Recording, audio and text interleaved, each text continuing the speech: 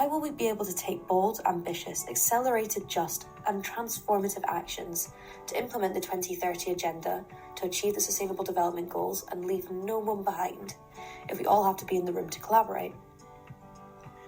The Pavilion for People began in 2023 to explore the theory of change, that humans take action when they connect with someone experiencing the impact.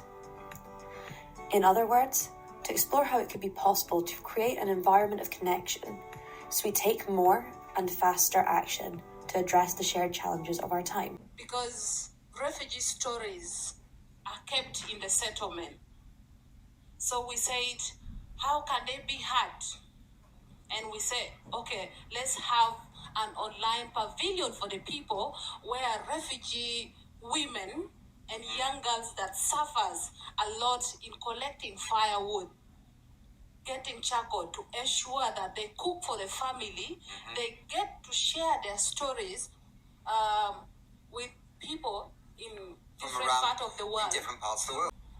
For all these years, it has been quite hard to get refugees to come to COP.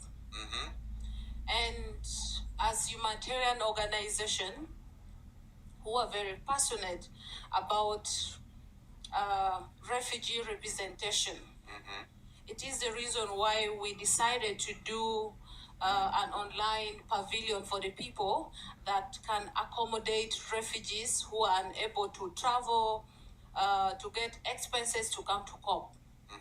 It's the beginning of something. It could be very, very big, right? Because it could actually be in many places around the world as well. And you have many experiences, but it was nice to be greeted by a real person. It wasn't an avatar or a fake person. It was a real refugee, a young man. And he chatted to me for a little bit, asked a few questions, and then I showed him around a bit, and we had a chat. And also, it's a way of, it's hearing the refugee stories, right? And many people, ordinary people in Europe, for example, don't get a chance to do that. And I think by humanizing people rather than just making them a letter in an envelope or something, and chatting to somebody, you form relationships. And maybe some people could also suddenly realize they could also even help as well, right? Which is a part of the story. So yesterday, because we do have this meeting every week with refugee community within East Africa. So there's someone who attended yesterday from the UK, and she said, I'm also into renewable energy, but I didn't get a chance to meet with refugees. Now I'm so interested in attending Pavilion for the People so that I can interact and hear more of refugee stories. The Pavilion for People allows all voices to be heard. As young people, the Pavilion for People gives us the opportunity to use our voice and engage with others to work towards a better future. And you can add your voice to the discussion. We hope that this effort will influence policymakers and decision makers on the best route to take to enhance our planet.